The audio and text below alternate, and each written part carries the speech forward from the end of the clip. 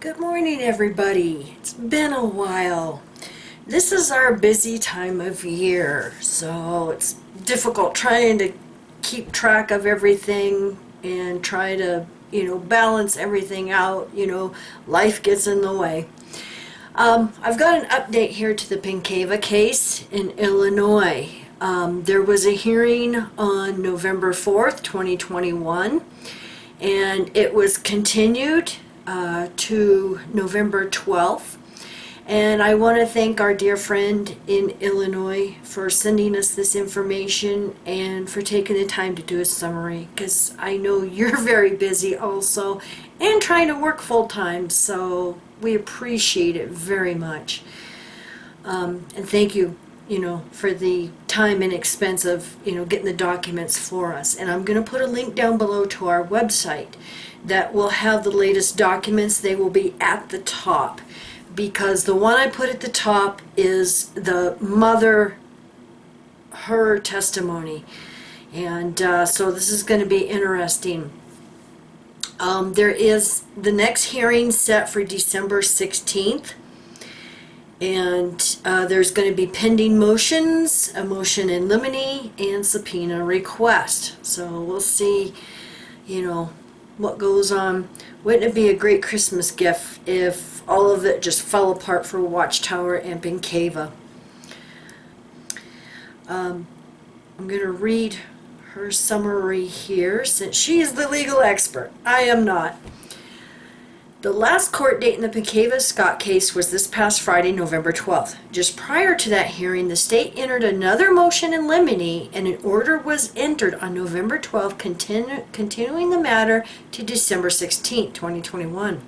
In brief summary, the motion in limine entered by the state on November 10 acknowledges that the defendant intends to have a witness from out of state appear to testify to the Jehovah's Witnesses' subjective definition of their own congressional process. Oh my goodness.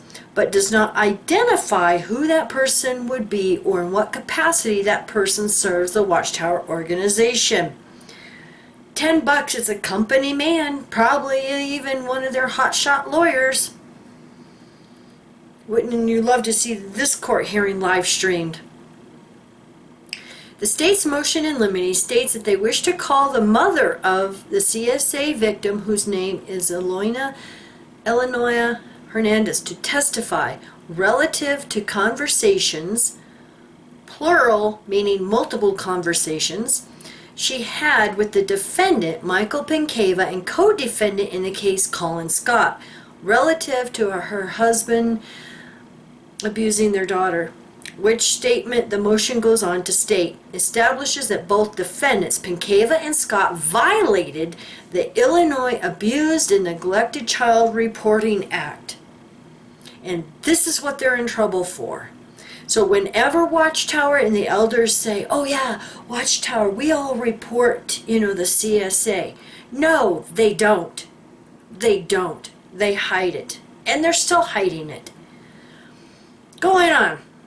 According to the state's motion in limine, the state is concerned that the defendant will move to bar the testimony of the victim's mother, Eleonora Hernandez, citing once again clergy patent privilege. Oh yeah.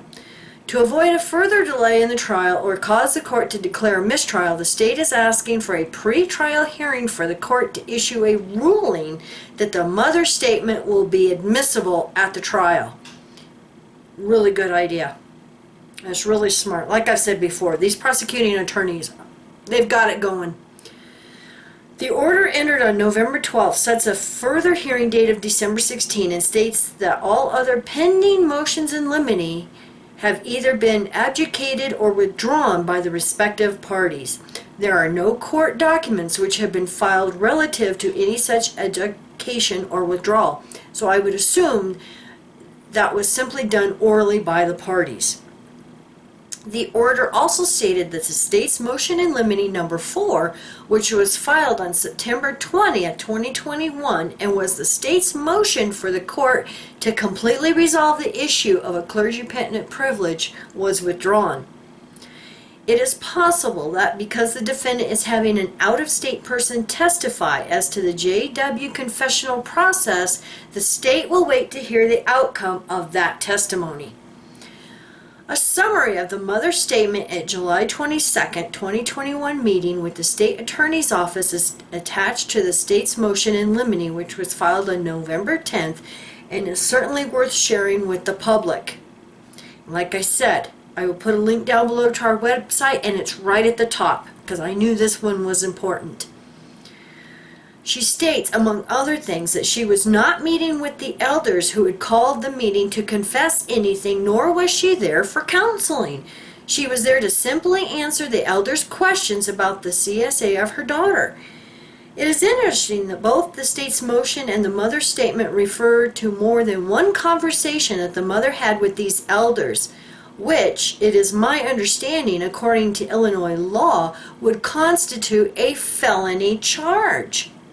And like I said, our friend here, she's a paralegal and has a legal background. So, she would know this.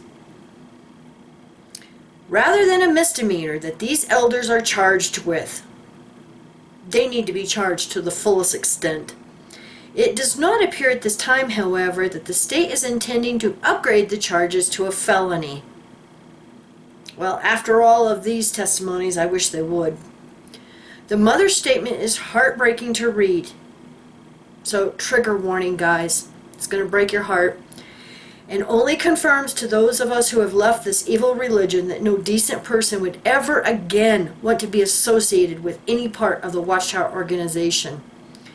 As stated by former U.S. Representative for Hawaii, Tulsi Gabbard, so how much is a little girl worth? And Mike did a video about this.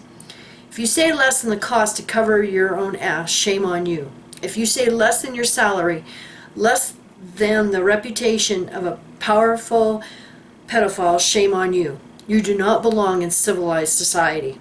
How much is a little girl worth? She is worth sending predators and their protectors to prison. She is worth our time and attention. Bottom line, she is worth our protection. I really wish more people would wake up and be brave enough to leave this organization. The consequences for leaving are merely man-made. Excellent comments, sweetie. Thank you so much. And like I said, I am going to put the link down below to our website where you can get these documents. And like I said, it's right at the top. And I actually have all of the documents in this same post that you can grab all of them. If you're new to this channel and want these documents, these are actual court documents that she has bought and paid for from the Illinois court. These are not apostate lies. These are not, edited or, whatever yarn Watchtower tries to spin. These are actual court documents. So thank you everybody so much for watching, and thank you for the cards and comments and emails and phone calls. We really appreciate it. It's going to take me a while to answer your emails because I'm getting bogged down with emails again. It's going to take me a little bit to answer them because there's so much going on in our private life right now. So, that comes first. That comes first. So, you all have a wonderful week, and if I don't see you next week, happy Thanksgiving. Bye.